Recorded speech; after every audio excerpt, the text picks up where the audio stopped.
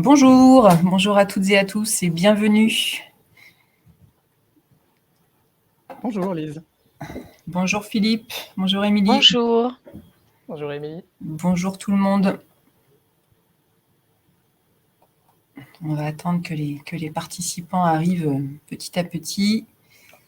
Bonjour Thibaut, bonjour Béatrice, bonjour Aurélie. Bonjour Mélanie. Ça arrive. Bonjour Marion.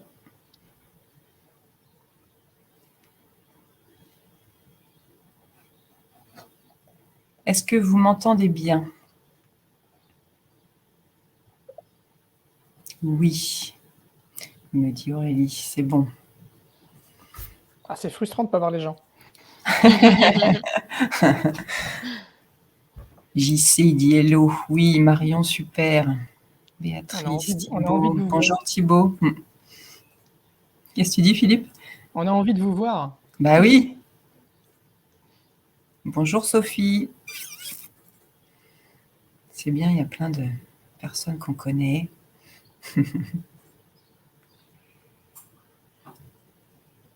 Ça arrive petit à petit. On va attendre quelques minutes. Vous nous voyez, mais nous, on ne vous voit pas.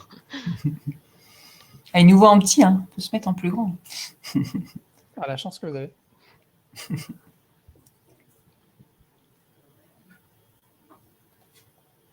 Oh là. Allez, je remets le... Donc, bonjour à toutes et à tous. Je suis ravie donc de vous accueillir pour ce deuxième webinaire de la série donc, sur les communautés en entreprise. Aujourd'hui, on va parler de communautés de pratique, donc avec Émilie et Philippe.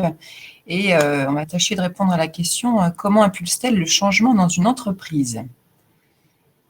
Alors, je vais vous faire un petit rappel sur l'outil donc de Livestorm.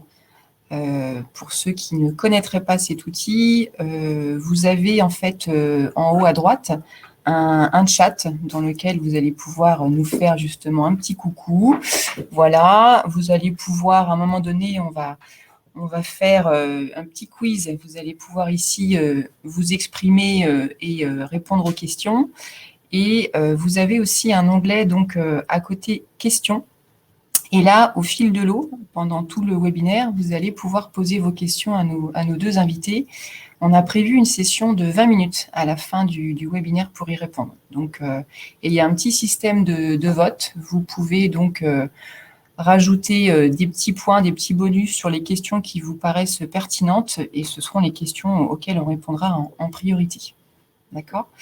Voilà. Alors, on attend encore quelques minutes. Et on va démarrer.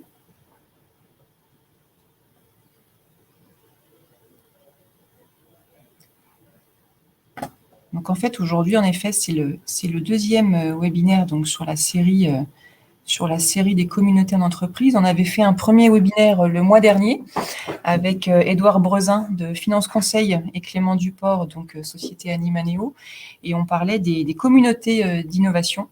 Vous pouvez d'ailleurs retrouver le replay de ce webinaire sur le compte LinkedIn d'Animaneo.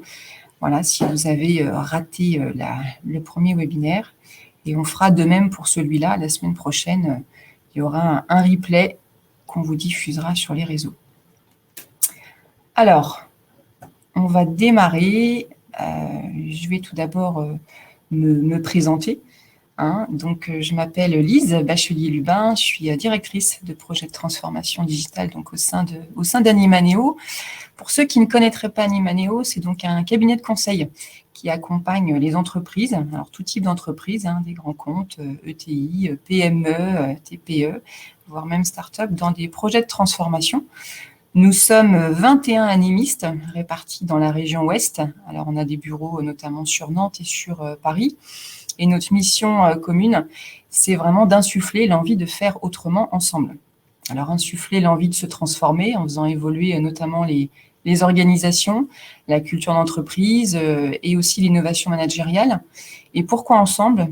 Parce que nous sommes convaincus en fait que la qualité relationnelle et la dynamique collaborative sont les premiers leviers de performance de l'entreprise.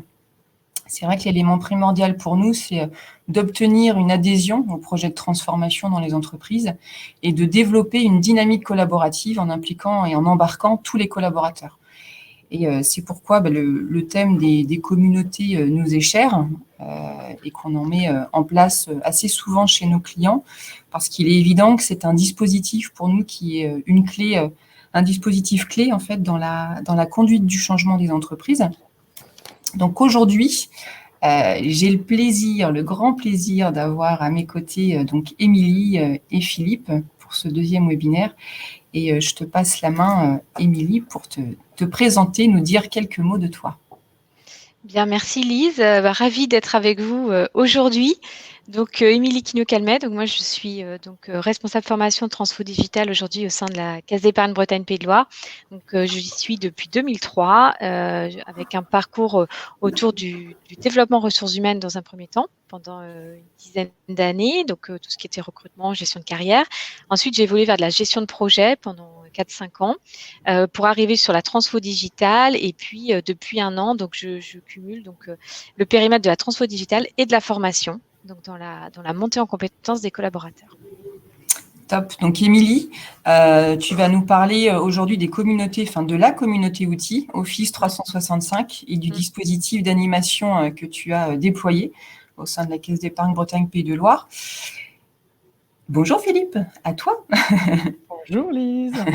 Qui es-tu, Philippe ?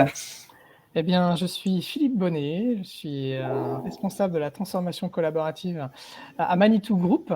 Moi, je viens du monde du web. Ça fait 20 ans que je suis dans ce monde-là, à avoir travaillé successivement sur des projets de développement web, puis de responsabilité d'intranet, ce qui m'a ouvert les portes des outils collaboratifs Google en 2014. J'ai travaillé dans la grande distribution pendant 15 ans et j'ai rejoint le groupe Manitou il y a 1 an et demi pour prendre en charge un programme d'accélération et de gestion de changement autour des outils Google. Et un sujet qui me tient particulièrement à cœur dans ce type de changement transversal qui touche tout le monde, qui fait peur, etc. C'est justement l'aspect communauté et comment cette communauté-là va aider à intégrer et à incarner le changement. Donc c'est de ça dont je vais vous parler et c'est un sujet qui me passionne. Top. Donc c'est là, tu vas nous parler en effet du lancement de ta communauté Let's Go, avec l'arrivée des outils Google au sein du groupe Manitou. Donc là, on va échanger donc avec Philippe et Émilie à peu près une quarantaine de minutes. Et donc, comme je vous disais, à la fin de nos échanges, on prendra 20 minutes pour répondre à toutes vos questions. Donc, n'hésitez pas à poser vos questions dans l'outil Livestorm en haut à droite. OK. Alors, j'avais envie de faire une petite battle, même si ce n'est pas le sujet du jour, mais en tout cas, vous nous avez dit, d'un côté, on a Philippe Bonnet, responsable transformation, qui nous parle de l'outil Google, versus Émilie Quignot-Calmet, qui nous parle des outils Microsoft. Donc, on pourrait faire, en effet, une battle sur les outils, ou en tout cas un grand débat. C'est pas le sujet du jour, mais je me suis dit que ce serait intéressant quand même de tester les connaissances de nos deux invités et les vôtres, par la même occasion, en tant que participant, avec un petit quiz de quelques questions. Ça va être assez rapide. C'est le petit bonus de ce matin pour ce deuxième webinaire. Donc, je compte sur vous en tant que participant dans le chat pour aider nos deux invités, même si, je pense que les questions, elles vont être assez faciles. On va voir. Donc, je vous propose un petit quiz sur un format que vous connaissez plutôt bien, le Burger Quiz, même si on n'a pas les buzzers aujourd'hui. Donc, on va le faire chacun son tour. On va être m'échauffe pour buzzer. Voilà, c'est ça, tu t'échauffes pour buzzer. Donc, c'est parti. Alors, on ne va pas compter les miams ce matin. On va le faire, on va être assez cool. Mais normalement, c'est 3 ou 4 miams, je crois, par chaque équipe. Donc, la première question pour Philippe. Philippe, tu étais quoi? L'équipe maillot, on va dire? Allez, je suis l'équipe maillot. Ouais. Émilie, équipe ketchup. Ça va. Allez, c'est parti. Philippe, en quelle année a été fondé Google? Waouh. Google, c'est avant les années 2000, années 90, donc je dirais entre 95 et 2000. Donc, j'ai coupé la poire en deux, je vais dire 97 et demi, 98. Ah ouais, t'es pas loin. Ouais, c'est ça. Fondé en 98 dans la Silicon Valley. Est-ce que tu sais par qui? Tiens, on va aller un peu plus loin. Aïe, aïe, aïe, hein, oui, deux gars, deux copains. Deux copains. Ils sont deux. Hein, alors, par contre, leur nom. Larry, c'est Larry Page. Larry Page, ouais. Et Larry Page Sergey Brin. Alors, j'ai pas un très oui, bon accent c'est anglais, ça. mais en tout cas, les créateurs du moteur de recherche Google. C'est ça. Bon, allez, 3 miams. On passe à Émilie. Émilie, en quelle année a été fondée Microsoft? Alors Microsoft, c'est un peu plus vieux quand même, hein. C'était avant Google. Je sais pas, je dirais dans les années 70. Après, je saurais pas dire exactement quelle année. Mais voilà, cette Bon, alors, horizon-là. les participants, je ne vois pas beaucoup là. Est-ce qu'on a de l'aide? Dans Non, le on chat n'a pas là, beaucoup d'aide. on n'a pas beaucoup d'aide. Vous diriez Allez regarder sur Google. Hein. Là, je vois rien là. On les a perdus. Donc, tu dirais dans les années 70? Ouais. Ouais, on n'est pas loin. On est fondé en... Ah, Estelle. 76. 76, JC. 15. 75. Et oui, Jean-Christophe. 1975 par Bill Gates et Paul Allen. Good. Allez. Question suivante. Attention, quelle est la différence entre G Suite et Google Workplace? Alors, c'est Workspace, c'est pas grave. Alors, en fait, il n'y en a pas vraiment. Hein. C'est que G Suite, c'est l'ancien nom de la suite collaborative Google. Et Google Workspace, c'est le nouveau nom depuis octobre 2020. Donc, c'est du marketing. Mais maintenant, quand on parle des outils Google, on va parler de Google Workspace. On ne parle plus de G Suite. OK. Good. Merci, Philippe. Nous passons à la deuxième question pour Émilie. Quelle société a été rachetée en 2016 par Microsoft? Je dirais LinkedIn. Ah ouais, non, c'est trop facile en fait. Cette année-là, dans les gros rachats marquants. Ouais, mais moi je ne savais pas que. Ouais, c'est ça. Microsoft a racheté en 2016 la société LinkedIn, en effet. Alors, on passe à la dernière question pour Philippe. Qu'est-ce que Jamboard? Ça, c'est facile. Hein. Jamboard, c'est à la fois, c'est facile. C'est à la fois un outil hardware, un écran tactile, et aussi une application web qui sont connectées toutes les deux, qui permet. C'est un tableau blanc. C'est le tableau blanc de Google qui permet de faire des séances de créativité, de brainstorming.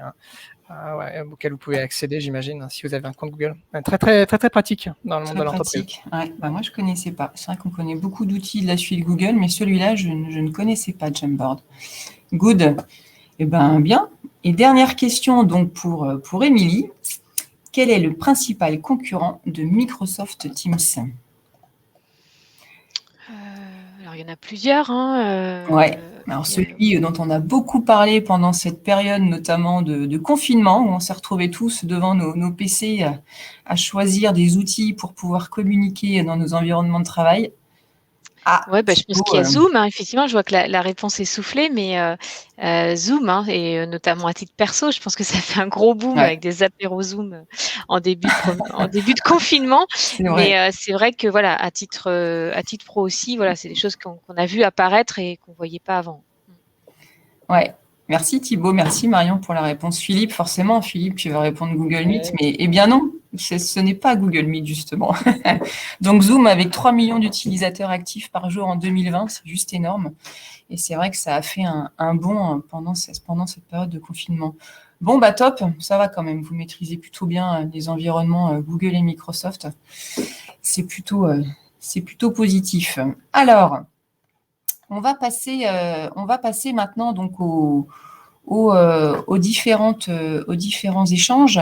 Je voulais revenir sur vos postes. Tout à l'heure, chacun vous êtes présenté là au niveau de vos fonctions, mais je voulais aller un peu plus loin, savoir justement quelles étaient aujourd'hui vos missions au sein de vos entreprises, le périmètre de votre poste, parce que c'est vrai qu'on parle de responsable de la transformation collaborative, responsable de la transformation digitale, ça peut un peu faire peur en fait comme intitulé de poste, ou en tout cas on se dit voilà, est-ce que c'est RH, est-ce que c'est outils, est-ce que c'est... Donc Émilie, si on démarre par toi, honneur aux femmes, est-ce que tu pourrais un peu plus nous parler justement de ton poste et aussi nous dire de quelle direction tu es rattachée? Oui, donc comme je vous le disais tout à l'heure, donc moi je suis sur un poste de formation et transformation digitale, puisque l'objectif c'est d'être dans l'accompagnement du développement des compétences. Donc je suis rattachée à la DRH. Mm. Donc je fais partie, donc comme je disais, de la Caisse d'épargne Bretagne Pays de Loire. Donc pour rappel, hein, on est sur les 2 départements, ça représente à peu près 2800 collaborateurs. Pour vous donner un peu un volume d'activité, c'est plus de 6 milliards de financement en 2020 sur tout le territoire. Et on appartient au groupe BPCE. Ça, c'est important de le savoir aussi parce que quand je vous parlerai de la démarche tout à l'heure, voilà, c'est quelque chose aussi qui est impulsé par le groupe. Donc, nos missions, nous, côté Transfo Digital, au sein de la DRH, c'est vraiment l'accompagnement des collaborateurs. Donc, quand on parle d'expérience collaborateur et de montée en compétences sur les outils, mais aussi les façons de travailler. C'est vrai que souvent, le digital, on le cantonne aux outils, mais les outils, c'est un moyen de travailler différemment. Et voilà, on essaye vraiment d'accentuer là-dessus aussi sur les usages et les façons de travailler. Ok. Et toi, Philippe, du coup, par rapport à ton poste de responsable transformation collaborative, c'est vrai que c'est un intitulé que je ne connaissais pas, hein, cet intitulé de poste. C'est nouveau. C'est une très bonne question. C'est un intitulé qu'on a inventé, évidemment. Ah bah voilà, c'est pour ça. Mais ça a un sens. Et il ne fait pas peur, cet intitulé. Non. Je te rassure. Il intrigue et souvent, ouais. il plaît. Moi, mes missions sont essentiellement autour de la gestion du changement. Alors, moi, je viens aussi d'un monde où le changement, l'innovation collective, ce sont des sujets qui me parlent beaucoup. C'est pour ça qu'on m'a recruté à Manitou il y a 1 an et demi. J'ai en responsabilité un programme de changement qui vise à accélérer autour des outils Google. Pour accompagner ce changement-là, il y a tout un programme dont on parlera tout à l'heure. Je suis rattaché à la direction informatique du groupe Manitou. Alors, c'est un poste effectivement qui alterne à la fois une dimension technique autour des outils Google, mais aussi une dimension humaine autour de ce changement qui concerne tout le monde. Voilà. Ok. Ouais, je sais pas, je vois là qu'en effet on t'entend un peu plus loin, que tu rapproches. C'est un peu mieux là. C'est mieux, merci. Ouais, super. Okay, ça marche. C'est vrai qu'on a changé de micro avant, mais pas toujours évident. Alors là, donc le thème là, du webinaire, c'est les communautés. Qu'est-ce qui fait justement, enfin en tout cas, dans quel contexte ces communautés finalement d'ambassadeurs ont été créées dans vos entreprises ? Émilie, toi, par rapport justement à ton poste, et qu'est-ce qui fait que vous avez décidé de lancer cette communauté et dans quel contexte ? Alors effectivement, donc en 2019, au niveau du groupe, comme je disais tout à l'heure, c'est une démarche qui est démultipliée pour l'ensemble des entreprises, donc groupe BPCE, donc toutes les caisses d'épargne, toutes les banques populaires. Ils ont choisi en 2019 la suite Microsoft. Donc voilà, il y a eu des débats Google, Microsoft. C'est Microsoft qui l'a emporté chez nous pour équiper en fait tous les collaborateurs d'outils collaboratifs, donc avec Teams, Planner, OneDrive, Forms, etc. Donc toute la suite Office 365 sur un périmètre dans un premier temps, uniquement sur les fonctions support. Donc nous, en tant que Caisse d'épargne Bretagne. Est-ce que tu peux préciser fonctions support peut-être ? Fonctions support, les fonctions sièges en fait. Donc c'est-à-dire qu'aujourd'hui, toutes nos agences bancaires ne sont pas équipées puisque pour une question de flux tout simplement, ils n'ont pas la capacité technique à avoir ce type d'outils. Donc ça va venir. Mais voilà, le choix a été fait d'équiper uniquement les sièges et la Caisse d'épargne Bretagne Pays de Loire s'est portée volontaire pour être pilote dans ce projet-là dès 2019 et on a bien fait puisqu'après avec les confinements qui sont arrivés, on avait bien fait d'être pilote sur ce sujet. Donc on a lancé ce projet mi-2019.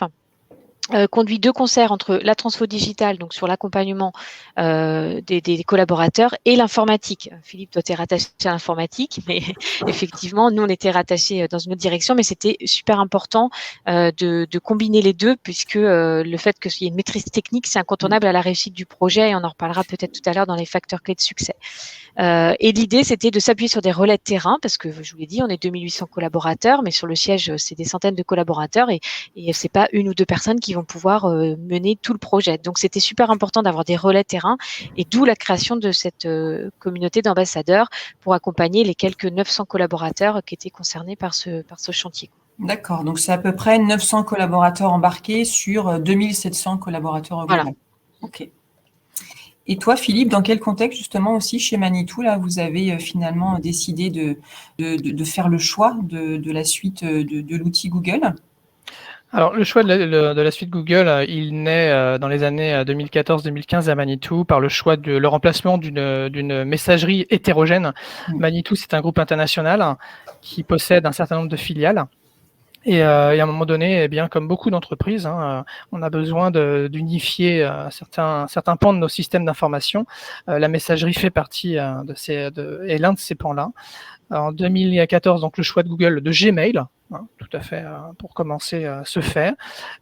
Et puis au fil des années, la découverte des opportunités de l'ensemble des outils Google Workspace. Donc au fur et à mesure, 2015-2016, eh bien les collaborateurs se lancent dans les outils collaboratifs Google, de la suite Google, sans véritable accompagnement.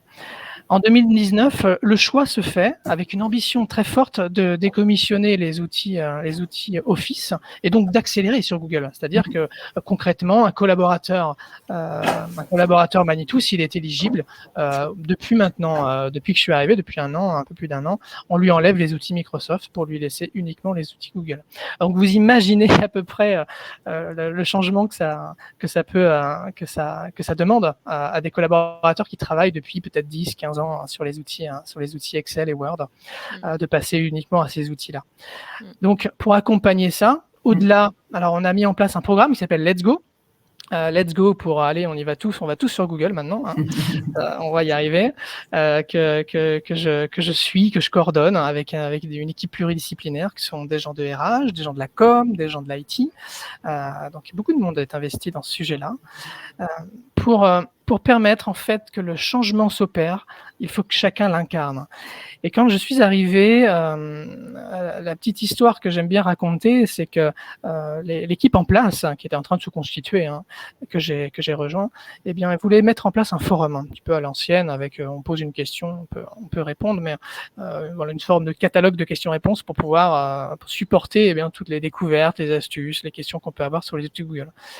Fort de mon expérience acquise dans mon expérience précédente, eh bien, je leur ai proposé de mettre en place en utilisant un outil de réseau social, celui de Google en l'occurrence, peu importe l'outil finalement, de mettre en place un état d'esprit de communauté. C'est-à-dire que plutôt que j'ai une question sur Google, je vais la poser au support IT, comme on fait traditionnellement lorsqu'on a une question. Voilà. On va la poser à une communauté, c'est-à-dire à tous les gens qui sont dans le même bateau que moi, qui ont peut-être la même question, mais qui ont sans doute aussi la réponse.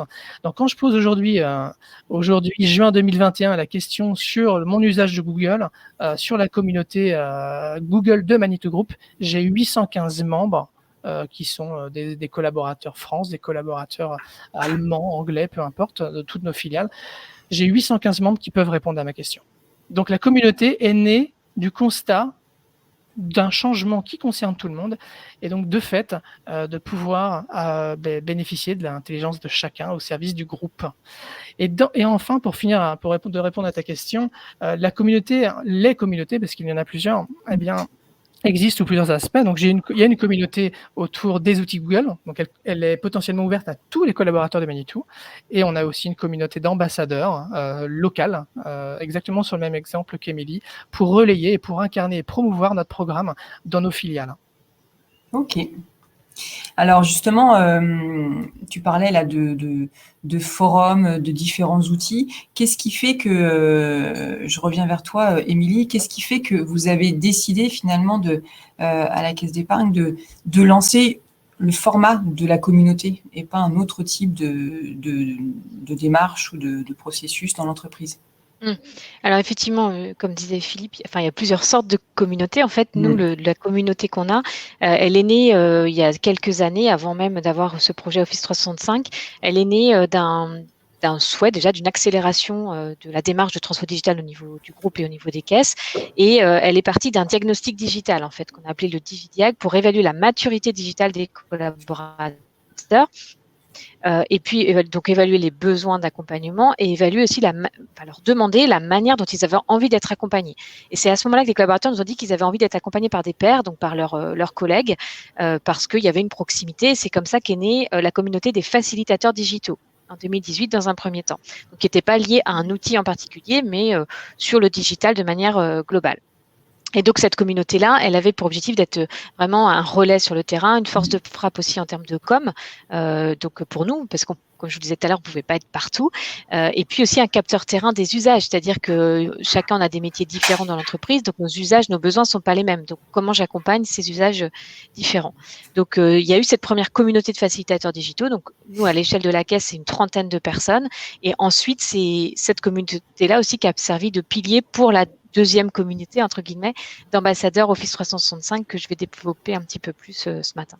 Ok. Et donc, Philippe, toi, tu disais en effet, non pas un forum, mais une communauté, avec la liberté de responsabiliser aussi chacun dans cette démarche.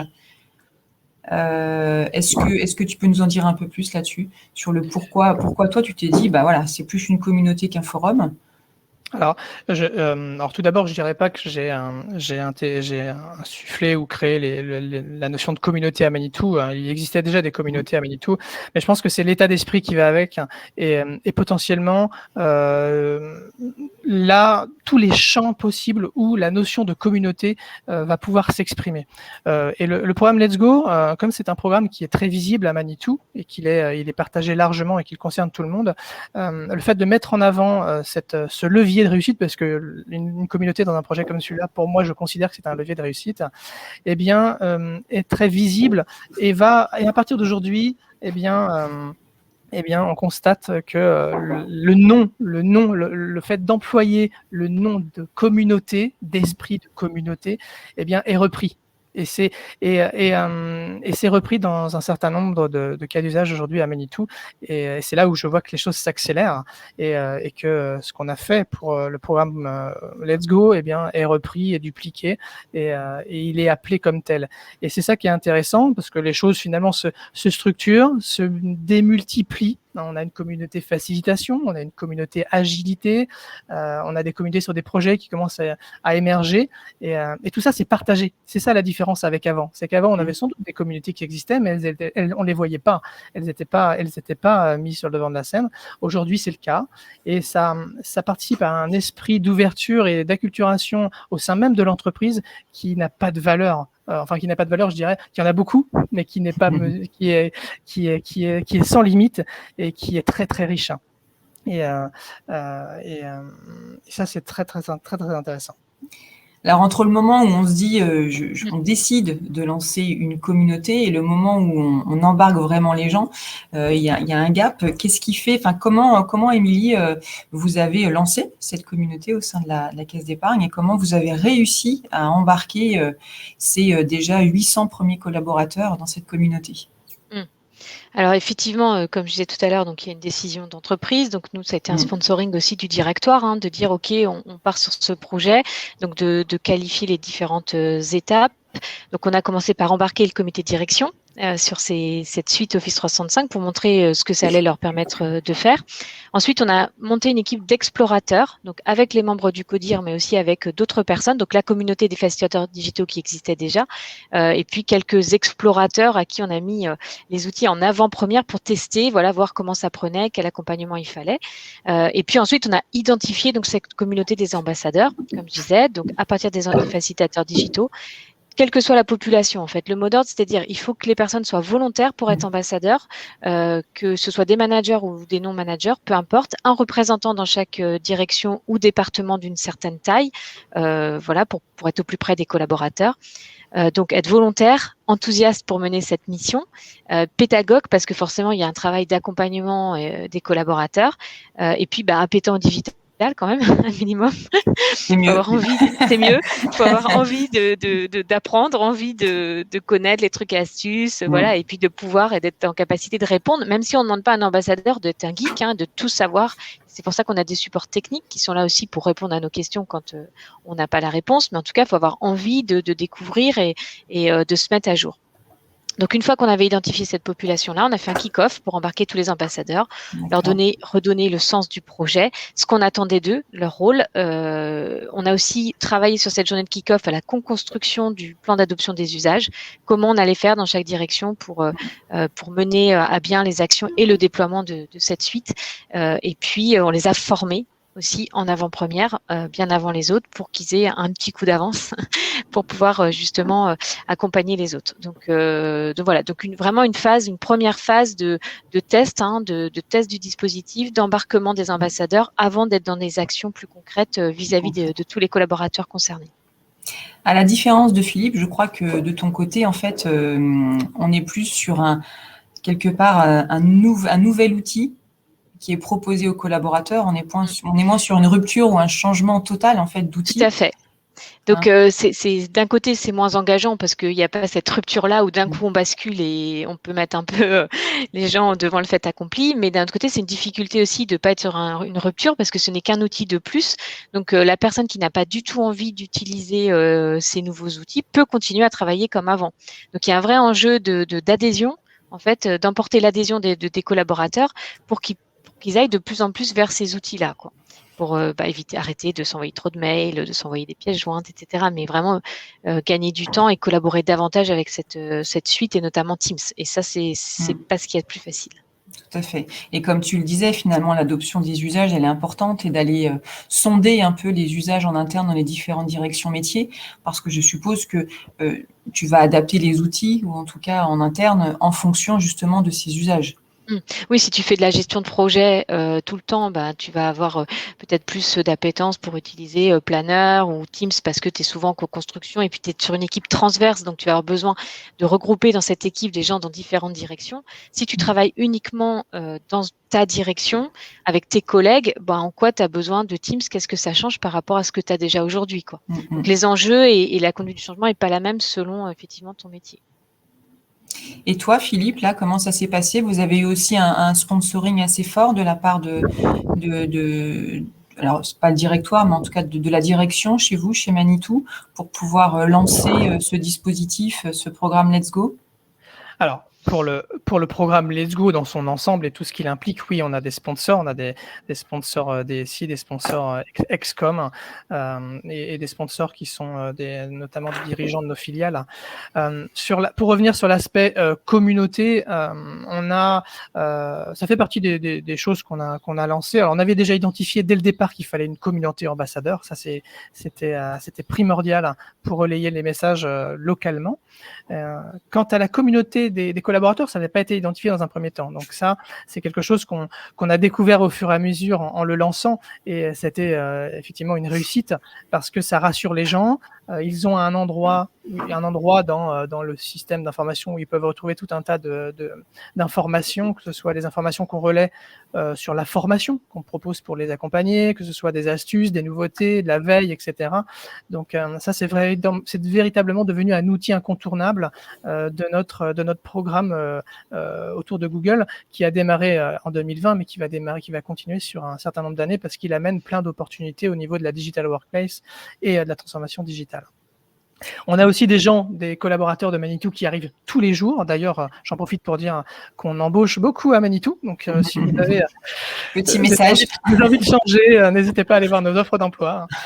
Il y a des gens qui arrivent tous les jours à Manitou et ils sont obligés de se mettre à Google tout de suite. Pour être très concret, quand on livre le PC d'un nouvel arrivant, il n'y a pas les outils Microsoft, il n'y a que les outils Google. Donc, de retrouver une communauté où on va pouvoir avoir un certain nombre d'outils, de questions, de réponses sur lesquelles s'appuyer, c'est très, très rassurant pour eux. Moi, je suppose que c'est intégré dans l'onboarding. Exactement. Initial. C'est une très bonne remarque. Je reçois tous les mois tous les nouveaux arrivants de Manitou dans une session d'1 heure pour leur présenter le programme Let's Go et ce qu'il implique au quotidien et quels sont les moyens d'entrer dedans pour l'incarner. Mais ça, c'est très intéressant de pouvoir aller à l'encontre de ces personnes qui, pour la plupart, utilisent les outils Microsoft. Tu parlais de formation. Oui, vas-y, Philippe. Non, vas-y, continue. On en parlera. Tu parlais, Philippe, de formation, Émilie aussi, de former les ambassadeurs. C'est une formation de quoi? Une demi-journée, une journée? Comment ça se passe, ces formations à ces outils pour les ambassadeurs? Alors nous, concrètement, ça a été une journée de formation et après, c'est un ancrage qui se fait au fil de l'eau avec des accompagnements. Enfin, on fait des points réguliers, en fait. Il y a aussi des canaux de com pour donner les nouveautés, pour maintenir à jour, parce que c'est vrai que tous ces outils-là, ils évoluent, donc de maintenir à jour ses connaissances sur le sujet. Mais c'est vrai qu'au départ, ça a été une journée de formation. De notre côté, on n'a pas de formation spécifique pour les ambassadeurs. On a un programme de formation et d'événements, d'ateliers qu'on propose à tous les collaborateurs et les ambassadeurs, bien sûr, peuvent s'y inscrire. Ils ont en avant-première tous les mois les invitations pour ces événements qu'on organise. On en reparlera en détail après. Et les ambassadeurs, si vous voulez, on n'attend pas d'eux qu'ils soient des experts Google, mais simplement des gens qui soient convaincus que le choix de Manitou, d'avoir fait ce choix d'outils pour l'entreprise, c'est le bon. Et donc, en tant qu'ambassadeur, je suis prête à m'y investir, à l'incarner et pourquoi pas, à aider mon collègue d'à côté. Voilà. Tu parlais, Émilie, tout à l'heure aussi de la co-construction des actions pendant le kick-off. Voilà, il y a tout un dispositif à mettre en place. Justement, comment elle est organisée, cette communauté en interne, pour pouvoir lancer ces actions? Et puis, tu parlais aussi des ambassadeurs. Enfin, il y avait différents rôles, de bien expliquer quels sont les différents rôles dans cette communauté. Donc, en fait, effectivement, sur les ambassadeurs, donc, il y a eu un gros travail au démarrage et au lancement notamment du projet avec un certain nombre d'animations, donc qui étaient soit pilotées par l'équipe projet dont je faisais partie avec l'informatique. On a organisé des manifestations entre guillemets. Enfin, on a ce qu'on a appelé par exemple l'Office Café, où là on s'est positionné physiquement dans les différents bâtiments pour faire des petits déj autour d'Office pour faire un peu de teasing et dire voilà qu'est-ce qu'Office, qu'est-ce que vous allez avoir prochainement sur vos postes. Ensuite, on a organisé ce qu'on appelle nous des goûters digitaux. C'est des sessions pratico-pratiques d'1 heure où là, les ambassadeurs animaient ces formations d'1 heure auprès des collaborateurs qui s'inscrivaient sur la base du volontariat via Doodle. Voilà, on leur donnait tous les créneaux, ils s'inscrivent et ensuite ils viennent pendant 1 heure pratiquer sur une des briques de la suite Office 365 pour apprendre avec l'ambassadeur à se servir des outils. Après, est arrivée la crise Covid, donc on a basculé ces animations physiques, on va dire, en classe virtuelle.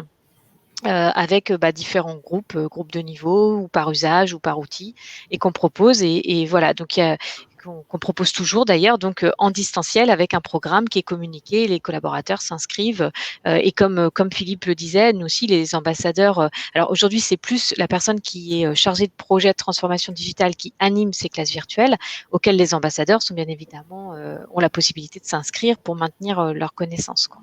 Okay. Donc voilà. Après, il y a des actions propres qui ont pu être menées par chaque ambassadeur dans leur direction, des réunions d'information, leurs propres goûters digitaux entre guillemets s'ils le souhaitaient. Enfin voilà, chaque ambassadeur est libre d'accompagner aussi ses collaborateurs comme ils le veulent. Et puis après, on met aussi à disposition, c'est aussi de l'auto-formation, c'est aussi à chacun d'être acteur de sa montée en compétences et de ses connaissances. Et donc, on a aussi la chance, donc nous, déjà en tant que chef de projet, d'avoir une plateforme d'adoption des usages mis à disposition par le groupe avec tout un tas d'éléments. Alors, je vais vous partager. Ouais, tu vas pouvoir nous partager. Partager effectivement ce que cela. Super. De quoi ça retourne. Ça prend un petit peu de temps. Donc, c'est vrai qu'on a été très, très bien accompagnés par le groupe aussi, puisqu'on était plusieurs établissements et tous les établissements sont passés sur Office 365. Donc, on a vraiment un groupe qui nous a aidés là-dessus avec donc beaucoup de choses qui nous ont été livrées, des kits de formation, des vidéos, les trucs et astuces qui nous sont livrés. Donc, au moins, chaque établissement n'a pas besoin d'aller faire son propre contenu. Ouais, puis ça permet d'avoir une communication aussi uniforme au sein de tout le groupe, finalement. Oui, et puis de partager aussi, nous, entre établissements, sur nos bonnes pratiques, sur les animations qu'on met en place, etc. Alors, je vois que ça rame, là. Je ne crois pas qu'il y ait de partage. Il y a un partage d'écran, là, ou pas ? Non, il n'y a pas de partage d'écran. Ça rame. Si je ferme celui-là. Alors, je relance pour voir.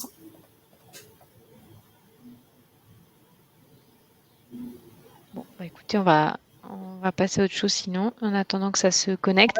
Donc, il y a 2 choses. Donc, plateforme d'adoption des usages pour les chefs de projet, mais aussi plateforme d'adoption des usages pour les collaborateurs en accès direct depuis leur poste, où ils peuvent avoir tous les tutos, que ce soit sur les outils ou sur les usages. Donc, soit je veux me former à Teams, et là, j'ai tous les tutos sur Teams, soit je veux me former sur animer une réunion en visio, par exemple, et là, je vais avoir tous les outils qui me permettent de le faire. Donc, Teams, forcément, mais pas que. Et puis, on a également un chatbot qui permet aux collaborateurs de poser leurs questions et d'avoir une réponse. Alors après, le chatbot, au début, il a démarré, il n'était pas très efficace, hein, mais au fur et à mesure des questions qui lui ont été posées, il a lui aussi grandi, ce chatbot. Ouais, Donc en plus des ambassadeurs, il y a d'autres relais pour que les collaborateurs se forment. d'accord. Est-ce que tu arrives ou pas à nous... Ou peut-être le chatbot, je crois que tu voulais nous montrer Bah ouais, je voulais vous c'est la partager même ça, chose. mais ça suppose de partager mon écran. Ça marchait tout à l'heure, ça ne marche plus. C'est l'effet Bonaldi. Donc, écoutez, quand ça marchera, je vous le présenterai. Ouais. Tu parlais aussi très prochainement, là, vous allez y avoir un nouvel événement là, en interne, le Digital Day. Oui, tout à fait, effectivement. Donc, on a une semaine thématique de la qualité de vie au travail la semaine prochaine. La thématique, c'est travailler ensemble. Donc voilà, ça englobe plein de choses, mais on va notamment du coup proposer encore plus de classes virtuelles à cette occasion-là sur les outils, mais c'est aussi sur les méthodes, notamment mettre du collaboratif dans mon management, par exemple, que ce soit avec les outils ou sans les outils, hein. Un bon post-it papier, ça marche bien aussi, mais on peut aussi utiliser Teams ou la suite Office si besoin. Donc, voilà, on a aussi des temps forts comme ça dans l'entreprise qui permettent de continuer à animer ces sujets-là. Ces sujets-là, ouais. Et toi, Philippe, là, chez Manitou, justement, au niveau des différentes actions, ou en tout cas de l'animation, qu'est-ce que vous avez mis en place par rapport à la communauté? Alors, on a un programme qui est très complet d'accompagnement et de formation. Alors, je vais vous le montrer. Donc, vous voyez mon écran? Oui. Alors, tout est centralisé. Alors déjà, on communique beaucoup. Je pense que c'est la base de tout changement, à travers notamment un site. Alors, on a un site en français, on a le même en anglais pour nos filiales.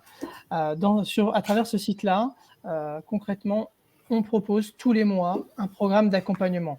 Alors, selon les moments du programme, il est un petit peu différent. Je veux dire par là que au lancement du programme, on a proposé essentiellement que des formations. Donc, c'est des formations certifiantes délivrées par un formateur donc certifié sur les outils Google, Google Doc, Google Slide, Google Sheet. Donc, on a fait en France plus d'une centaine de formations qui vont de 2 heures à 4 heures. Et cette année, on est passé dans une phase plus de retour d'expérience, parce qu'on estime que les utilisateurs maintenant commencent à bien maîtriser les outils. Donc moi, je continue à organiser des ateliers. Vous pouvez voir, par exemple, hein, on a lancé les Chromebooks à Manitou. Donc j'organise un atelier sur quels sont vos retours d'expérience sur le Chromebook. On a des animateurs externes. Voilà, on a des prestations avec des experts Google qui viennent parler, par exemple, là, de Google Slide, ou ça peut être sur le script. On propose des formations sur comment développer sur Google. Beaucoup de retours d'expérience. Voilà, on a une utilisatrice ici qui a fait une migration sur Google Drive, un autre qui a créé une application dans AppSheet. Voilà, et tout ça, avec les gens qui travaillent avec moi, on va à la rencontre des utilisateurs, on essaie de les identifier et ils vont redonner à la communauté. Donc, ce qu'ils ont pris ou appris à un moment donné dans le cadre de cette démarche, ils vont venir le redonner à la communauté en partageant leur expérience et finalement en étant valorisés, parce que quand on communique comme ça sur ce qu'on a fait, c'est très valorisant pour les utilisateurs, mais ils vont aussi partager de la connaissance. Et ça, pour moi, c'est extrêmement important et très, très vertueux. Et puis, un autre type d'événement que j'adore organiser, et grâce à mon réseau Google, ça me permet de diversifier les témoignages. Tous les mois, j'accueille une entreprise, souvent un grand groupe, qui est passé aussi sur Google. Donc, au mois de juin, je vais accueillir Solvay, une entreprise chimique. Et ça, c'est super parce que ça permet de montrer à nos collaborateurs Manitou et pour ceux qui sont encore inquiets du changement qu'on opère, de voir qu'il y a d'autres entreprises, d'autres grands groupes qui sont passés sur Google avant nous ou en même temps que nous, qui sont en avance ou qui ne le sont pas, mais qui ont des problématiques qui sont très proches. Ça, c'est vrai que c'est toujours enrichissant, en effet, de pouvoir échanger avec d'autres sociétés sur les bonnes pratiques, sur les écueils, d'avoir ces retours d'expérience. Exactement. Et côté voilà, donc mon actualité cette année, c'est surtout les filiales. Donc Manitou est présent dans 30 pays. Là, au mois de juin, au moment où je vous parle, je suis en train de travailler avec les pays d'Asie du Sud, Afrique du Sud et Australie. Donc eux, ils sont à fond dans la formation. Donc on propose essentiellement que des formations. Et comme vous pouvez le voir, avec notre partenaire qui assure ces formations-là, eh bien, on a un programme assez complet. Donc, en gros, on propose une formation par jour. On a quand même plus de 500 personnes à qui proposer des formations. Donc, ils ont 3 mois pour se former avant la grande échéance de la désinstallation des outils Office. Autre outil que nous utilisons au quotidien, c'est cette fameuse communauté. Alors, cette communauté, elle existe sous la forme d'un outil, et je vais vous parler tout à l'heure d'un certain nombre de communautés qui existent à Manitou. Là, vous pouvez voir la fameuse communauté Google telle qu'elle existe et le nombre de membres. Voilà, on est 818 à ce jour, et c'est à travers cela qu'on va pouvoir communiquer les astuces, les vidéos, les replays des formations ou des ateliers qu'on organise. N'importe qui peut poser une question et n'importe qui va pouvoir répondre. Et quelle que soit la langue du collaborateur qui va de la langue locale. Donc ça, c'est notre outil qui est très, très précieux aujourd'hui.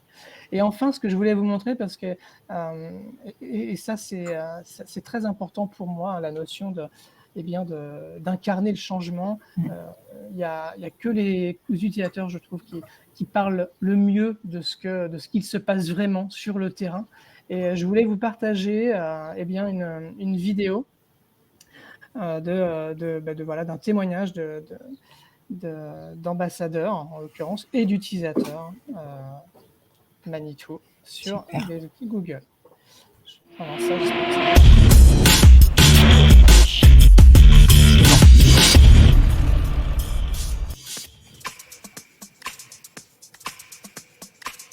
Bonjour, je m'appelle Maë-Emmanuel, en postataire depuis plus de 2 ans au montage flèche.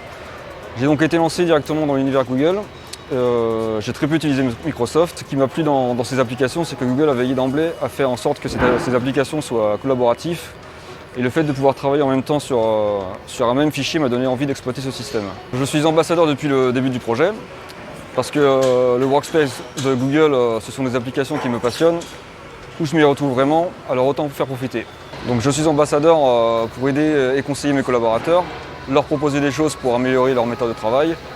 J'ai moi-même fait appel à un autre ambassadeur à qui je veux absolument faire une dédicace, c'est Michael Cuvelier, qui m'a beaucoup aidé dans mes débuts, parce qu'on n'a pas toujours réponse à tout, et vous pouvez être sûr de trouver quelqu'un qui a la réponse. Être ambassadeur, c'est faire en sorte qu'on puisse travailler en temps réel avec l'atelier, automatiser certains tableaux grâce à des Google Forms, et surtout dématérialiser les plans de surveillance, etc., etc. Et si vous voulez plus d'informations sur les ambassadeurs, rendez-vous sur le site Let's Go sur intranet.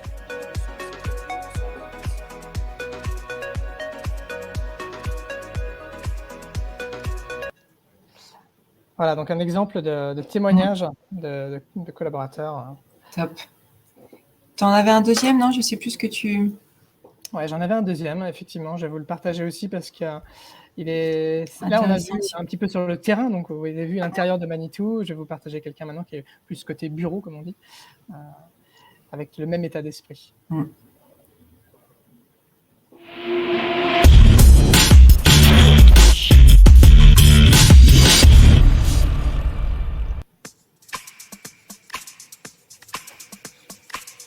Bonjour, je suis Linda Léjard, l'assistante de site sur le site de la PEMFT et je suis ambassadrice Let's Go depuis mars dernier.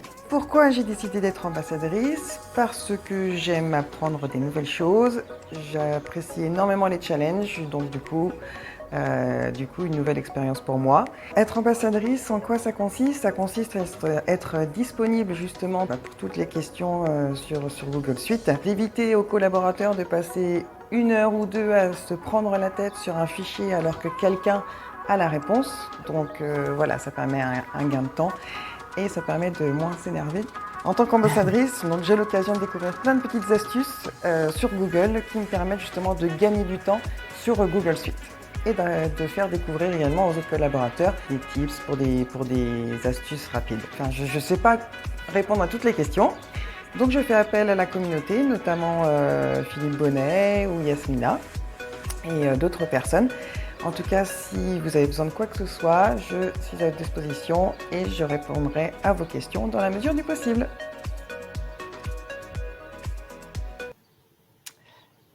Voilà, donc moi ce que j'adore dans ces témoignages-là, et c'est très représentatif de ce qui se passe à Manitou sur ce sujet-là, c'est que les gens ils sont disponibles. ils ont envie d'aider les autres. Et ça, ce sont des messages qu'eux-mêmes portent maintenant. Quand on parle de communauté, il y a toujours une question qui revient, peut-être qu'elle sera posée tout à l'heure, j'anticipe, c'est comment on fait pour animer une communauté. Donc effectivement, il faut montrer l'exemple, il faut montrer que ça marche, hein, surtout. Donc ça veut dire qu'à un moment donné, au début, quand les premières questions arrivent et qu'il faut essayer d'être assez réactif, donc on essaye de s'équiper et de s'entourer pour pouvoir le faire. Et à un moment donné, on remarque que la communauté, elle commence à vivre toute seule. Et là, c'est génial parce que c'est enfin le but qu'on essaye d'atteindre, c'est que chacun s'est approprié la communauté et est capable d'être proactif. Je vais aller partager un contenu que j'ai vu sur Internet qui parle d'une nouveauté qui va arriver. J'ai une question, je ne vais pas hésiter à la poser. Ou il y a une question qui est posée, je ne vais pas hésiter à répondre et me montrer. Voilà, ou commenter un fait qui est exceptionnel à Manitou, etc., etc. Donc ça, c'est extrêmement précieux pour l'entreprise. Ouais, on voit qu'ils sont très enthousiastes en tout cas. Ils le sont. Et qui prennent vraiment leur rôle d'ambassadeur à cœur, en tout cas chez Manitou. Émilie, justement, Caisse d'épargne, les ambassadeurs, tout à l'heure tu évoquais déjà un petit peu leur rôle. Est-ce que tu veux en dire un peu plus par rapport à leur fonction et la façon dont ils vont justement auprès des équipes? Est-ce qu'il y a une notion de hiérarchie? Est-ce que ça, on n'en a pas du tout parlé, ça, de la notion de hiérarchie ou de leader, de référent dans ces communautés? Non, pas du tout. Justement, c'est une communauté fonctionnelle. En fait, nous, on n'a aucun lien hiérarchique avec ces personnes-là. Donc, c'est une question effectivement d'engagement, d'envie à travailler dans la communauté. Il y a aussi la question du temps qu'on a à donner en fait à la communauté. Donc c'est vrai que nous au début on a essayé de l'estimer, notamment sur la période de lancement, à 1 ou 2 jours par mois en termes d'accompagnement, mais après ça dépend vraiment des ambassadeurs, des questions qu'ils ont, de l'investissement qu'ils ont envie d'y mettre, et puis aussi de l'animation qu'on peut faire de cette communauté, parce que effectivement on peut pousser de la com, on peut effectivement, enfin l'idée c'est de maintenir, mais moi je l'ai vu, enfin on a eu un changement un peu d'organisation et il y avait clairement, moi, j'ai pas pu animer la communauté comme j'aurais voulu le faire pendant quelques mois par rapport à justement à de nouvelles prises de fonction. Et c'est vrai qu'on voit que du coup, l'effet de groupe et voilà, ça s'éteint un peu, quoi. Donc c'est vraiment important d'avoir des personnes qui sont dédiées, comme Philippe le fait, pour animer cette communauté, quoi, et maintenir le lien et maintenir l'activité de la communauté. Alors justement, est-ce que vous avez des outils ou comment vous savez justement en termes de mobilisation et d'engagement des collaborateurs pour pouvoir en fait mieux les accompagner? Je crois que vous avez des outils de pilotage ou en tout cas des enquêtes internes qui vous permettent un peu de suivre aussi cette notion d'engagement et d'implication par rapport à cette communauté. Alors, si je continue sur le sujet, donc sur la communauté, effectivement, il y a eu des points réguliers qui étaient faits avec les ambassadeurs pour savoir quelles sont les actions, effectivement, individuelles qui pouvaient être amenées à porter dans leurs entités. Après, ce qui est aussi important, c'est d'avoir des KPI, en fait, de suivi de l'adoption des usages des outils. Donc, on a des indicateurs qui nous sont fournis sur les différents outils, comment ils sont utilisés, on a combien de collaborateurs actifs. Et l'idée, c'est d'aller un petit peu plus loin sur ces KPI-là pour avoir une vision par direction ou par entité pour justement pouvoir accompagner davantage ceux qui en auraient le plus besoin. Mais c'est incontournable, effectivement, de voir comment ces outils sont utilisés parce que tant qu'on n'a pas de KPI, on peut pas, c'est pas factualisé, quoi. Donc, c'est super important d'avoir ces éléments-là. Tu parlais de la maturité digitale tout à l'heure, de pouvoir mesurer la maturité avec le DigiDiac que vous aviez fait il y a quelques temps, dans les 2017-2018. Ça, c'est des choses que vous allez réitérer à terme. On va réitérer cette année, effectivement, un diagnostic digital et data, puisque la data prend aussi beaucoup de place aujourd'hui dans nos environnements. Donc, l'idée, c'est d'aller effectivement de nouveau sonder les collaborateurs, voir justement comment on a pu les accompagner, comment cette maturité digitale, elle a évolué depuis plusieurs années, quels sont encore les besoins et comment on peut encore continuer de les accompagner. Donc ça, c'est un diagnostic qu'on va refaire cette année. Ok. Et en termes de com, là, on voyait dans la petite vidéo à la fin sur le premier témoignage, et si vous voulez plus d'infos, Philippe, vous allez pouvoir aller sur l'intranet pour tout savoir sur le programme Let's Go. Comment vous communiquez en interne? Parce que c'est vrai que souvent, les communautés, tu l'as dit, hein, c'est un nombre de collaborateurs, ça ça prend pas en compte tous les collaborateurs. C'est important aussi de pouvoir communiquer vis-à-vis de l'extérieur de cette communauté au reste de l'entreprise. Comment c'est fait aujourd'hui chez Manitou? Alors, on communique à travers l'intranet essentiellement, les messages qui concernent tout le monde. Effectivement, sur un programme comme celui-là, le choix d'avoir une communauté, c'est aussi le choix d'avoir un canal privilégié. Donc, les gens qui sont dedans auront vite compris qu'en étant dans cette communauté-là, ils vont avoir accès à un certain nombre de choses auxquelles ils n'auront pas accès par ailleurs. C'est le principe. Je viens dans la communauté, je m'investis, je donne, et donc j'ai en retour un certain nombre d'éléments d'actualité, de formation, etc., etc. Sur l'intranet, on va essentiellement communiquer ce qui permet finalement d'accéder à la communauté, à savoir principalement les programmes de formation. Tous les mois que je communique, avec à chaque fois le rappel il existe une communauté pour aller encore plus loin, pour compléter votre formation et vos informations et votre connaissance, etc., etc. Et dans toutes les formations qu'on anime et qu'on organise, dans tous les ateliers, on rappelle l'existence de cette communauté. Dans toutes les réunions que je fais de préparation, de rencontres avec mes collègues de France et du monde, je rappelle cette communauté. Quand une personne parce que bon, évidemment je suis identifié à Manitou comme le monsieur Google de Manitou Group, donc je reçois des questions par mail, par chat, un peu moins par téléphone, mais à chaque fois je leur dis je ne te répondrai pas.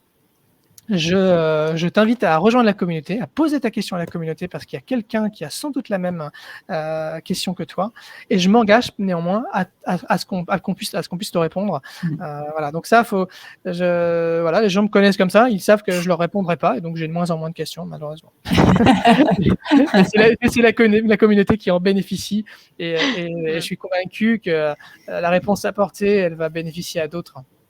Et c'est ça l'état d'esprit de la communauté. Et c'est ça qui va être important. Ouais, arrêtons d'envoyer des mails d'une personne à une autre seulement, ça n'a pas de sens. Toi, Émilie, à la Caisse d'Épargne, là, vous avez l'outil Yammer. Ouais, donc effectivement, on communique sur Yammer. Alors, comme je le disais en préambule, tous les collaborateurs ne sont pas concernés, donc on a un Yammer spécifique pour les fonctions sièges sur lesquelles on communique, les trucs et astuces, les classes virtuelles qu'on met à disposition. On a par ailleurs créé une Teams pour les ambassadeurs, pour que justement on puisse échanger sur les programmes d'accompagnement, sur aussi les trucs et astuces, ou quand ils ont des questions, où ça peut bénéficier à toute la communauté des ambassadeurs pour eux-mêmes répondre après à leurs collègues. Et puis on peut aussi partager des fichiers ou des supports de formation s'ils se sont personnalisés certains supports. Donc voilà, il y a cette Teams, il y a Yammer, et puis parfois il y a l'intranet aussi pour faire une com plus globale. Comme on parlait tout à l'heure de la semaine du digital, le Digital Day qu'on va organiser avec la semaine de la qualité de vie au travail, là voilà, c'est une com plus globale où tous les collaborateurs ont l'information et la possibilité de s'inscrire sur certaines animations. Ok. Je ne sais pas si tu as retrouvé un peu plus de connexion, Émilie, si tu voulais nous... Alors, je ne sais pas si c'est un problème de connexion, en fait. De nous repartager ce que tu voulais nous montrer tout à l'heure, notamment la plateforme d'aide de BPCE avec tous les supports ou le chatbot. On va refaire une tentative. Ça y est. C'est quand même sympa de pouvoir montrer. Ça marche, non? Oui, ça marche. Super. Voilà, donc là, je vous montre effectivement le Yammer dont je vous parlais, donc avec Marie-Jacques, qui est la personne qui est en charge de la transfo digitale, qui poste régulièrement des trucs et astuces sur les outils. Ensuite, donc je vous parlais tout à l'heure de la plateforme d'adoption des usages des chefs de projet Office 365. Donc c'est ici on a tous les supports d'animation. Ce que vous voyez qui vient d'être posté là dans Yammer, par exemple, ce sont des choses qui sont mises à notre disposition, qu'on peut récupérer, qu'on peut communiquer au sein de nos entreprises. Donc ça, c'est une mine d'informations, et sur un lancement d'un projet de ce type, c'est vrai que ça demande quand même beaucoup d'investissement dans les formations, les accompagnements, et le fait d'avoir un support, d'avoir une communauté nationale entre chefs de projet, ça a été vraiment un plus, et elle continue de vivre. Il y a des réunions entre nous, entre chefs de projet tous les mois. Il y a des REX, vous voyez ici, des retours d'expérience justement de ce que font les uns et les autres pour qu'on puisse s'en inspirer. L'idée étant toujours de gagner du temps et de prendre les meilleures pratiques en fait. Et puis tous les collaborateurs, hein, donc depuis leur poste ici, ils ont toutes les briques Office 365. Ils ont donc le portail Office 3, enfin le portail où ils ont accès à tous les outils, mais ils ont surtout Office 365 au quotidien, qui est cette plateforme là d'accès à tous les tutos. Vidéo ou support à télécharger.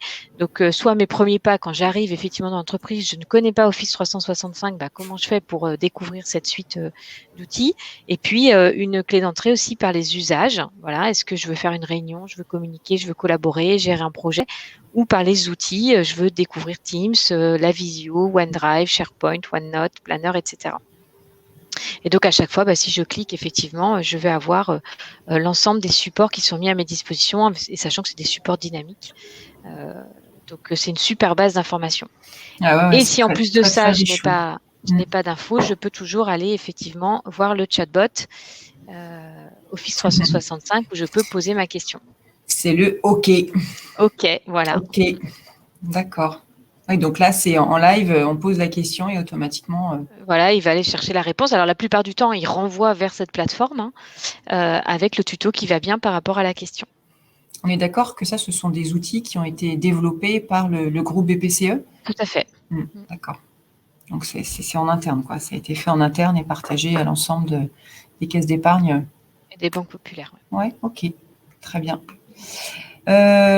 Top. Bon, au moins, on aura vu les différents outils qui sont utilisés. Je pense que c'est important pour les participants aussi de pouvoir visualiser ce que vous mettez en place en interne. Tout au long de nos échanges, là, vous avez ressorti quelque part les ingrédients de la réussite d'une communauté. Vous en avez cité plusieurs.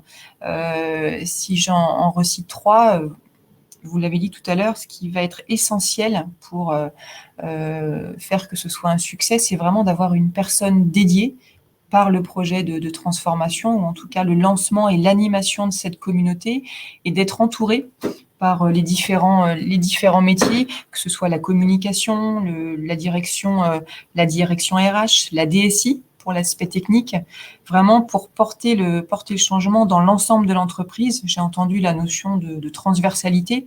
Il y a ça aussi, de pouvoir vraiment tous travailler ensemble, main dans la main pour ce projet global. Vous avez dit aussi en deuxième facteur clé le fait de donner du sens au projet.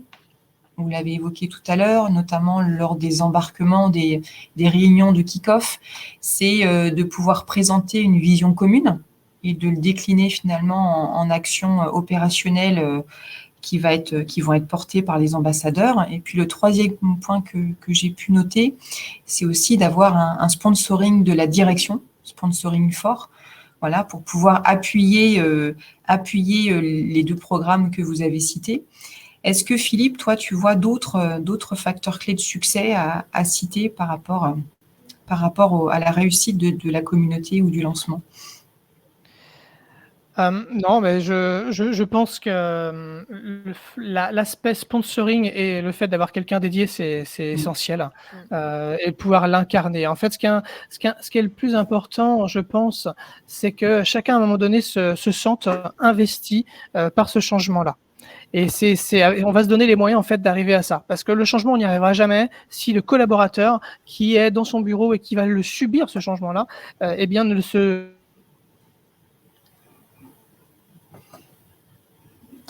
On a perdu. Donc, c'est vraiment ça qui va être le plus important. Et vous me perdez là. Non, ça va là, Philippe. Mais ouais. Un moment. Et donc, non, sponsoring, le fait. Ouais. Tu dis n'importe quoi, je vais te sortir. Et puis, fais attention. Si c'est trop mauvais, je te sors. Et puis oui, il y a aussi le budget, on n'en a pas parlé.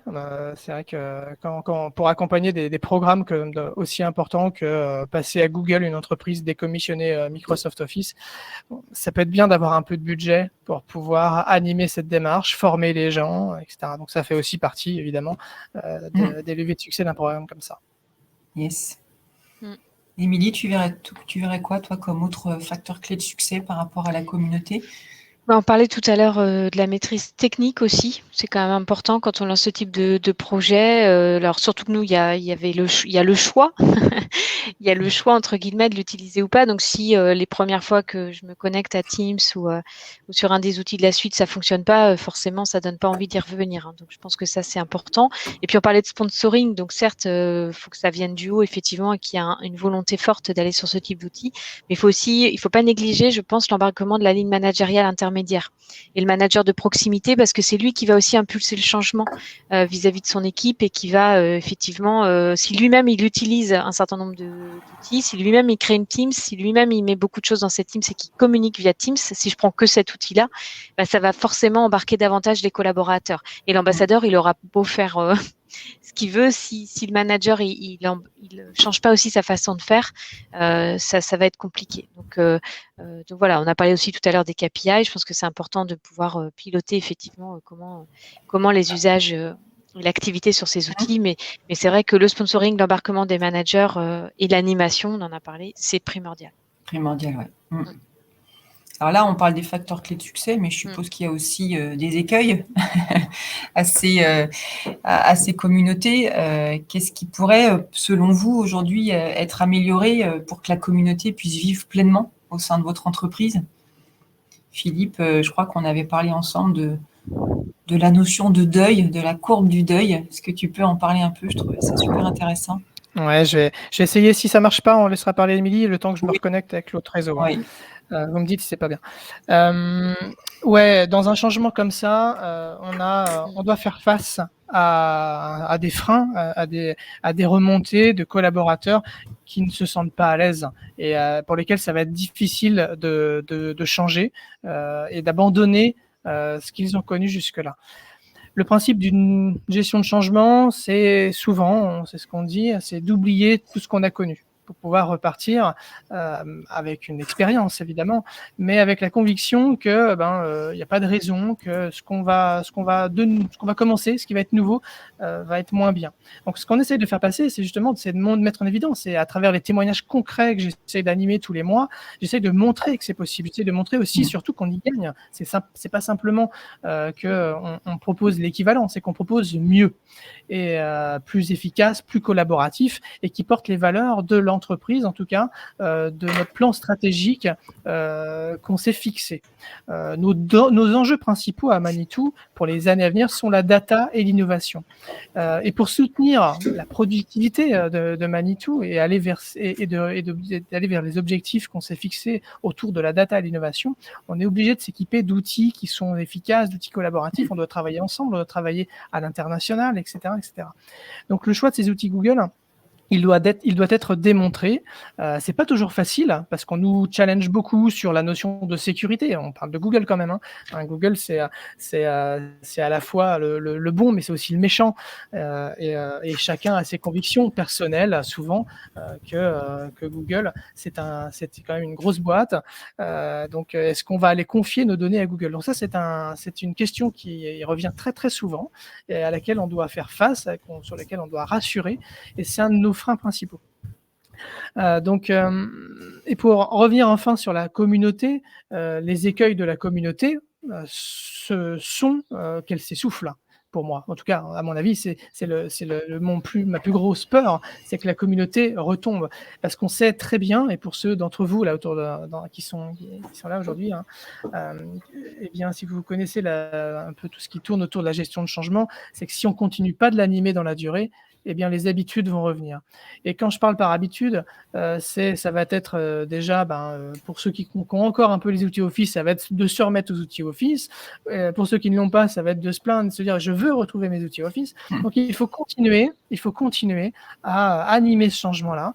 Pour moi, et comme ça ouvre plein d'opportunités sur la transformation digitale, on est en train de poser les bases d'un gros changement à Manitou, d'ailleurs, avec ces sujets-là, eh bien, il va falloir continuer à accompagner. Ça va prendre du temps. Il faut accepter que ça prenne du temps. Ça va prendre des années si on veut en faire en sorte que ces outils-là, que ce soit Microsoft ou Google, c'est la même chose, eh bien, soient tellement ancrés dans notre quotidien qu'on les finisse par les oublier. Et il y a peut-être un moment donné, j'accepterai que la communauté s'essouffle, mais c'est pas encore le moment là. Ouais, pour rebondir sur ce que tu dis, Philippe, c'est que effectivement le risque de l'essoufflement de la communauté, c'est une réalité en fait. Nous, on l'a vécu avec la crise du Covid qui est arrivée, ce qui veut dire que fonction siège, ça veut dire aussi beaucoup de personnes qui sont parties en télétravail. Donc ça a été un booster, comme je disais, parce qu'il a fallu que les collaborateurs du coup se sont dit ouais chouette, avec Teams, on va pouvoir avoir des documents, on va pouvoir co-construire en même temps, etc. Enfin travailler ensemble sur des documents. Donc ça nous a bien aidé sur certaines phases de la crise. Mais en même temps, les ambassadeurs étant chacun chez soi entre guillemets, ce côté proximité, tiens, je suis bloquée, je vais aller voir mon collègue pour qu'il m'explique comment faire. Forcément, ça, on le perd un peu. Plus, je vous disais, à un moment donné, une ressource qui n'était pas là pour animer non plus. Et donc, du coup, on a perdu un peu cet esprit de corps. Et voilà. Donc là, on est en train de relancer tout ça et d'animer de nouveau cette communauté. Mais voilà, il y a ce frein-là. Il y a le frein aussi de dégager du temps suffisamment pour ça. Et certains, clairement, même au lancement, ont dit, mais moi, j'arrive pas à avoir le temps pour faire les animations, pour accompagner mes collègues. Donc ça, c'est un vrai sujet. Et puis nous, on n'est pas dans la rupture, comme on l'a dit au début, donc changer des habitudes, c'est très très compliqué. Et si on se force pas, mais moi la première, si on se force pas à mettre dans la conversation Teams plutôt que d'envoyer un mail, arrêter d'utiliser le chat de Skype, mais utiliser celui de Teams, arrêter d'envoyer des pièces jointes, mais mettre un document, ne plus mettre dans l'espace partagé, mais dans Teams. Enfin, c'est tous ces réflexes-là qui au quotidien sont quand même prennent du temps.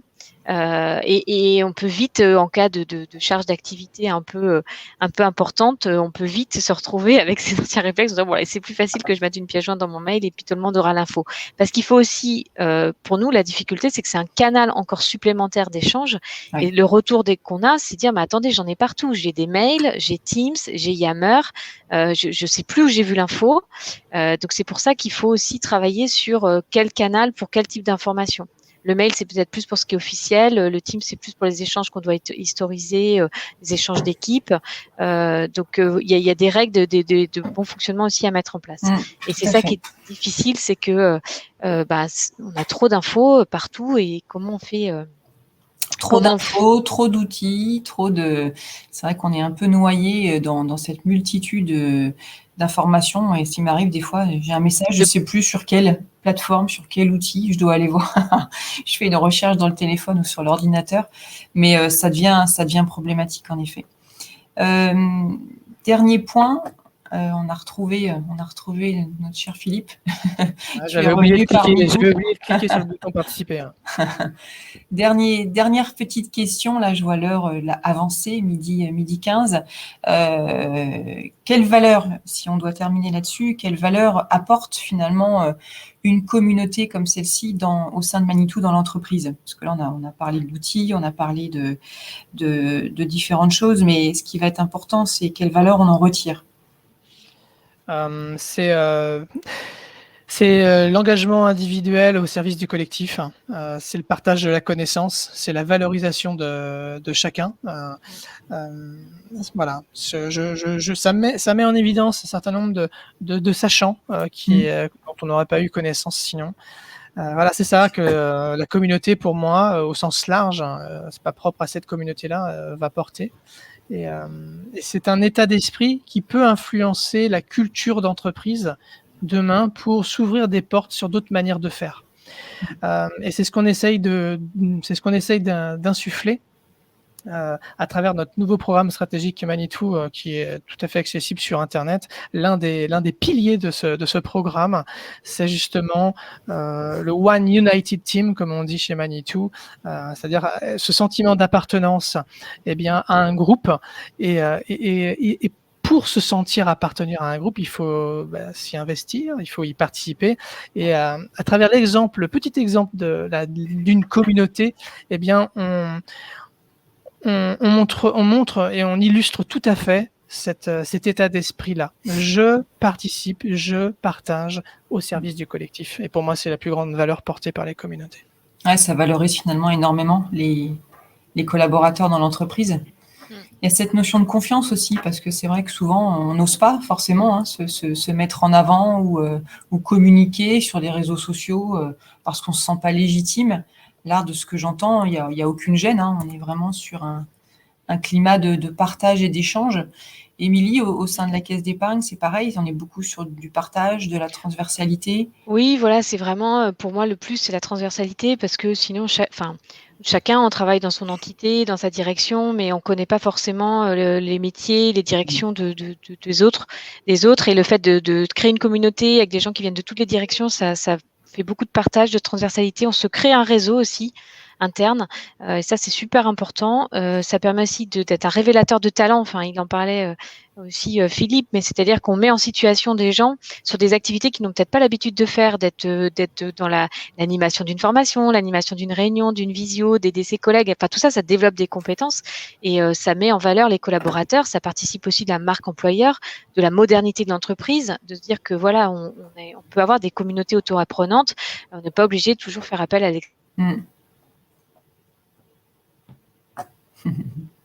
Ah, on a perdu. Ah, c'était pas mal ce qu'elle a dit quand même. C'est ton offre d'emploi, là. Rejoignez Manitou aussi. Ouais, bah oui, j'en bah, je sais pas. Ça a coupé Émilie dans la présentation. On a des petits problèmes de connexion ce matin. Bon. Bon, alors on va répondre aux questions, non, Lise? Et voilà le retour de parler en fait. J'ai trop parlé, c'est pour ça. Bah, c'est ça, tu as trop parlé, le temps est écoulé. Le temps est parti, est écoulé. Ouais, tu parlais plutôt de la partie marque employeur et de l'attractivité. Voilà. L'attractivité, effectivement, de dire, parce qu'aujourd'hui c'est Office, hier c'était une communauté de facilitateurs digitaux, ça peut demain être une communauté sur de la facilitation ou sur d'autres sujets. Enfin, c'est plus, comme disait Philippe, la dynamique de la communauté, du partage, de l'entraide, de l'individuel au service du collectif. Et ça, c'est des valeurs super fortes. Ouais.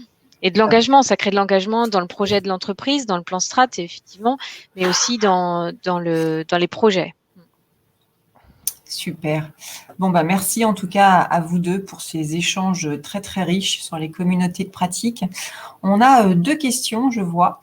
Une question de Marc. Marc qui veut savoir comment gérez-vous les mises à jour de fonctionnalités. Exemple sous Gmit. Pour toi, Philippe. Ouais, alors effectivement, les outils Google, on a la chance avec ces outils-là d'avoir des annonces de nouveautés tous les mois. Donc ça pour moi, c'est top parce que ça me permet d'animer la communauté assez facilement. C'est pas comme si j'avais un outil qui existe sur lequel on doit monter à compétence et qui n'évolue que tous les 2 ans. Là, ça évolue tous les mois. Donc, ça me permet d'animer ma communauté avec du partage de nouveautés, moi j'ai un prestataire, un expert Google qui intervient chez Manitou tous les mois justement pour animer un atelier en live de présentation des nouveautés. Donc c'est comme ça qu'on gère les mises à jour des fonctionnalités. Ça sort, on n'a pas le choix, de toute façon on est obligé de les prendre, hein. C'est comme ça que ça fonctionne. Mais on communique dessus, voilà. Et on a même un collaborateur, alors ça c'est génial, hein. J'espère qu'il verra le replay, comme ça il verra que j'ai pas lui parce que je trouve que c'est super. J'ai un collaborateur, un utilisateur, qui s'intéresse beaucoup à Google et qui a proposé de faire une newsletter des nouveautés Google. J'ai trouvé ça vraiment super. Sur son temps, il fait ça tous les mois. Il récupère toutes les nouveautés Google. Il regarde celles qui correspondent à notre niveau de licence ou celles qu'il faut partager. Et il en fait un document et il le publie sur la communauté. Alors ça, c'est l'exemple typique. Une belle initiative personnelle. Ouais. Et oui, et qui vient et qui c'est super valorisant. Et voilà, merci à lui. J'ai Sophie aussi qui a posé une question à Émilie. Bonjour, je comprends que les ambassadeurs sont avant tout des volontaires. Comment avez-vous mesuré leur enthousiasme et leur facilité pédagogique pour incarner ce rôle ? Donc effectivement, ce sont des volontaires. Si je prends l'historique de la première communauté, c'est vrai que grâce au Digidiac qui avait été fait, ça permettait d'avoir un niveau d'appétence déjà des collaborateurs au digital avec les enthousiastes, les influenceurs, différentes catégories en fonction de son profil digital. Donc déjà, c'est une première clé d'entrée sur la maîtrise et l'appétence au digital. Après, le côté enthousiaste et facilité pédagogique, ils savent qu'ils vont être amenés à accompagner, et ils sont volontaires. Donc, on part du principe qu'ils ont envie de le faire. Après, on s'est aussi appuyé sur les managers pour dire, au sein de votre équipe, ils connaissent bien les collaborateurs, ils savent qui faisait déjà un petit peu ce rôle. Donc, les managers ont aussi été un appui pour nous pour identifier ces personnes-là et peut-être certains qui n'osaient pas trop se mettre en avant en disant, ouais, moi, j'aimerais bien faire ça. Le manager pouvait donner un petit coup de pouce en disant, si, cette personne-là, elle peut vraiment tenir ce rôle. Alors, forcément, il y en a qui sont plus à l'aise que d'autres pour le faire, mais globalement, on a une communauté qui est très voilà, qui a à cœur de bien faire, de bien mener sa mission. Si je peux compléter pour répondre à la question de Sophie, nous, Sophie, on a accepté tout le monde. Par contre, on a proposé une charte d'ambassadeurs, je m'engage à, etc., etc. Mais on a accepté tout le monde. On n'a pas du tout mesuré leur enthousiasme, ni leur facilité pédagogique, ni leur connaissance. On considère que ces gens-là, ils vont avant tout aider les collègues les plus proches. Donc, on considère que c'est la meilleure personne pour aller promouvoir et incarner le changement localement. Voilà. Alors après, on a vu une question de Mélanie. Avez-vous des méthodes techniques pour faciliter la participation des collaborateurs? À quoi? Alors, je ne sais pas si Mélanie, tu peux préciser ta question. Alors, je suppose que c'est faciliter la participation des collaborateurs au sein de la communauté. Est-ce qu'on a dans le chat? Ah, Mélanie est en train de nous dire. Au revoir Jean-Christophe. Oui, au sein de la communauté, tout à fait. Donc, c'est de savoir au sein de la communauté, en effet, si vous avez des méthodes ou des techniques pour faciliter la participation des collaborateurs. J'ai une première méthode, Mélanie, c'est d'aller chercher les gens. Ça marche extrêmement bien. Alors, encore faut-il avoir une vision assez transversale de ce qui se passe dans l'entreprise et peut-être des relais pour nous aider. Mais moi, ce que je fais pour aller pour faciliter cette participation des collaborateurs, c'est que je vais les voir et je leur demande en fait. Je leur demande de participer, je leur demande de montrer l'exemple. Par exemple, pour concevoir mon programme de formation, d'ateliers, etc. Eh bien, les gens, ils viennent pas se proposer eux-mêmes. Alors, si, ça peut arriver, mais c'est rare. Donc, il faut aller les chercher. Alors, c'est très valorisant. Donc, une façon de présenter les choses qui est très valorisante. Et ils disent tout le temps oui. Ils disent tout le temps oui. Ils sont toujours prêts à participer dès lors qu'ils comprennent qu'ils vont pouvoir parler d'eux, ils vont pouvoir parler de ce qu'ils font et ils vont pouvoir partager ça aux autres collaborateurs. Donc moi, c'est une méthode, ça paraît très con, hein, mais c'est tellement évident, une méthode que j'utilise tout le temps, d'aller chercher les gens, essayer de m'intéresser à ce qu'ils font et après leur proposer de venir le partager. Moi, je rejoins complètement ce que dit Philippe aussi, c'est que sur certaines vidéos, témoignages d'ambassadeurs aussi, on allait les chercher, quoi, parce que d'eux-mêmes, ils vont pas se proposer, mais ils refusent rarement. Ils refusent rarement, ouais, en général. Vous avez des entrées, d'ailleurs, c'est vrai qu'on n'a pas forcément évoqué cette question, des ambassadeurs qui sortent de la communauté, vous intégrez des nouvelles personnes? Oui, ça bouge effectivement parce que alors nous, comme je disais, il y a des directions, toutes les directions sont représentées, donc en fonction des évolutions de carrière internes, il y a des ambassadeurs, parfois il s'est trouvé qu'on en avait 3 ou 4 dans la même direction et puis on n'en avait plus dans d'autres. Donc voilà, ça bouge. Il y en a aussi qui ont envie de sortir, d'autres qui ont envie de rentrer. Donc c'est ça qui est bien, puis c'est la richesse ça, justement des uns et des allées et des venues. Ouais. Ouais, tout à fait. Bon, je crois qu'on a répondu on a encore une question. On a encore une question. Sophie, est-ce que... Ah oui, je l'ai oublié celle-ci. Sophie, est-ce que cette expérience a été une sorte de révélation pour certains ambassadeurs, si bien qu'ils souhaitent aujourd'hui faire évoluer leur mission dans l'entreprise? C'est une très bonne question. Je prenais l'exemple tout à l'heure de la personne qui s'est mise à faire des newsletters. C'est les prémices de quelque chose qui effectivement pourrait aller encore plus loin. Donc oui, j'aurais tendance à dire que oui, ce type d'expérience peut changer la vision qu'on a de son travail au quotidien, tout simplement parce qu'on s'approprie un certain nombre d'outils, on fait partie d'une communauté, donc on est maintenant à même d'en parler et de partager. Donc ça peut faire des vocations, ouais, j'en suis convaincu. Alors nous, à Manitou, c'est encore un peu tôt pour voir des choses se transformer à ce niveau-là, mais à travers quelques exemples, on sent les prémices de cela. Oui. Oui, nous aussi, ça a créé des vocations, effectivement, des personnes qui ont voulu aller vers ce type de métier, d'animation, de transformation digitale, ou même qui le mettent en avant aussi dans leurs entretiens d'appréciation. Voilà, c'est quand même une mission supplémentaire qu'ils font, comme une sorte de bénévolat, en tout cas, qui s'intègre en plus des autres missions qu'ils ont, et c'est vrai que c'est quelque chose qu'ils valorisent dans leurs entretiens. Ouais. Soit c'est le manager qui valorise, soit c'est le collaborateur lui-même qui souhaite valoriser cette mission exceptionnelle qui lui a été confiée. Oui, parce qu'il n'y a pas forcément, j'ai envie de dire, de lettre de mission associée à ça. Non, Au il y a niveau un RH, comment passeport c'est qu'on a valorisé? Un fait. passeport, Au ouais. départ, sur les facilitateurs, il y a effectivement le passeport qui a été remis comme symboliquement, voilà, vous faites partie de la communauté, on vous remet ce passeport. Sur les ambassadeurs, on n'a pas refait le passeport, mais on a quand même cadré la mission. Mais effectivement, c'est leur intitulé de poste, il change pas, il s'est pas inscrit dans le système informatique, si on veut. Voilà, c'est plus un rôle. Ouais, un Après, il y a le kit engagement, quoi. qui va avec. Quand on parle de com, il y a le kit du facilitateur, il y avait le t-shirt, la gourde, enfin voilà, il y a les stickers, enfin voilà, il y a aussi un peu ce jeu-là quand on dit comment on les embarque, etc. Mais ça fait partie aussi de l'animation au démarrage pour créer cet esprit de corps, quoi. Ouais, tout à fait.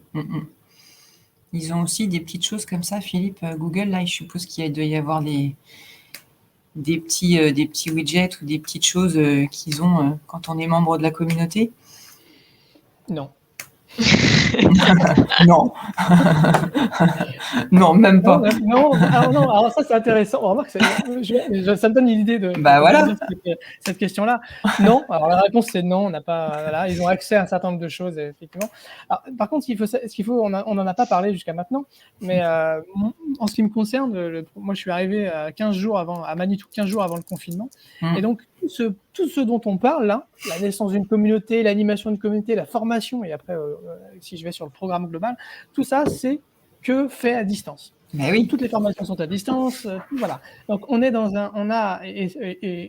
ça nous a aidé, parce que ça a aidé notamment à l'adoption de certains outils comme Google Meet, les outils collaboratifs. Voilà, oui, parce qu'ils n'ont pas eu le choix en fait.